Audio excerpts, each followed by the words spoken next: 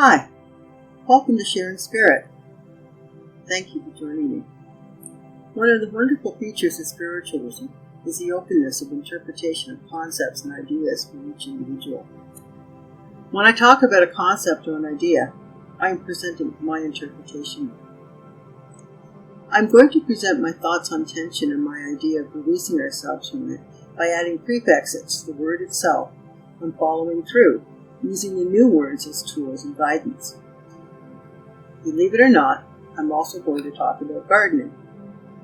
Gardening the seeds we plant with our tools.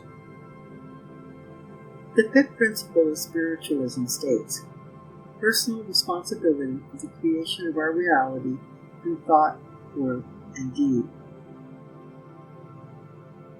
To help us with personal responsibility, we need to set intentions and achieve goals. Let's look at one way of doing this. We can all remember the days in grammar school when we learned of root words.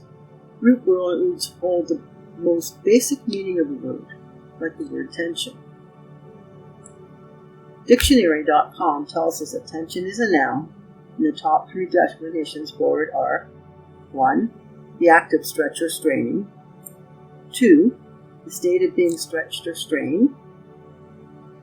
3. Mental or emotional strain. I don't think any of us like to be stretched or strained, and especially not mentally or emotionally. We might want to stretch out our own spirit, our own mind, our own muscles, but we don't want to be stretched by unsettling forces. We can take that root word and add prefixes to the beginning of it.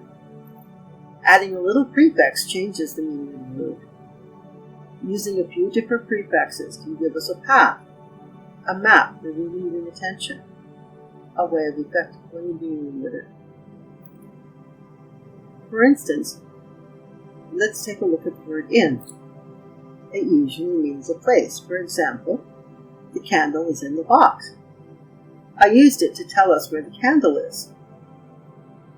But if we put the word in at the beginning of the word tension and adjust the suffix, it changes the word meaning totally. We now have intention. Yep, totally different meaning. Dictionary.com tells us that intention is a noun, and the top three definitions for it are 1. An act or instance of determining mentally upon some action or result. 2. The end or subject intended purpose. 3. Intentions, which is plural. 1. Purpose or attitude toward the effect of one's actions or conduct. Or 2. Purpose or attitude with respect to marriage. Okay, I'm not talking about that last definition. Sounds good. Intention is like making up our mind to do something. Or it could be making up our mind not to do something, like setting a goal or changing a habit. It's like planting a seed. We decide what we would like to grow. We choose the right seed, and we plant it. Doing that feels good, doesn't it? We decided what we're going to accomplish, what we are going to bring to fruition. But is this all we have to do? Not really. Setting an intention, deciding on something is just the first step. There is another little word that can also help change a whole lot. At. At is another little word that tells us of a place or a location. An example would be, the park is at the corner. I used it to help tell us where the park is. By placing at in front of tension, we have attention, another totally different word.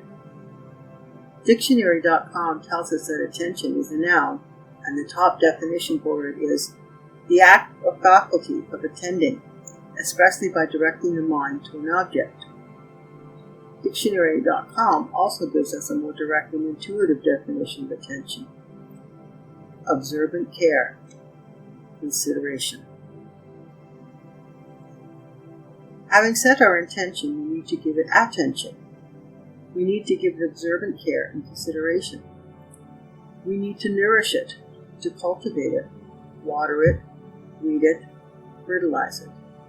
And yes, love and talk to it. Positive communication is so helpful.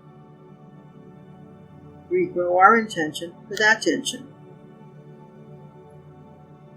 When we would like our intention to continue on, to grow many times or expand itself through time, we can add another prefix to tension, re. Now we have retention. Dictionary.com tells us that this is also a noun and means the act of retaining. When we use Dictionary.com to look up retain, the verb, we learn the meaning of retain is to keep possession of, to continue to use, practice, etc., to continue to hold or have, to keep in mind, remember. Our planted intention is growing wonderfully as a result of the attention we give it, the careful and loving garden we give it. We would like this intention to continue year after year. We would like it to be perennial. We would like it to be enduring and last for an indefinitely long time. We would like retention, to retain it. So, once our intention has blossomed under our attention, we continue to nurture our attention so we can have retention of it. We continue to care for it, to shape it, to prune it when necessary. As time passes, the retention becomes easier, a habit or an extension of ourselves. Our intention has blossomed, bloomed, and rebloomed. It has become an achievement. We have transformed something that caused us tension into an achievement. We set an intention, grew it with attention, and achieved retention. Do you have stress or tension over accomplishing something? Do you have an intention you would like to grow? Visualization is known to be very helpful in accomplishing and retaining achievements with growing goals. Join me in my next guided meditation, Growing Intentions, so we might each start to grow our own intentions together. Thank you for joining me as Sharing Spirit. Love and light. Namaste.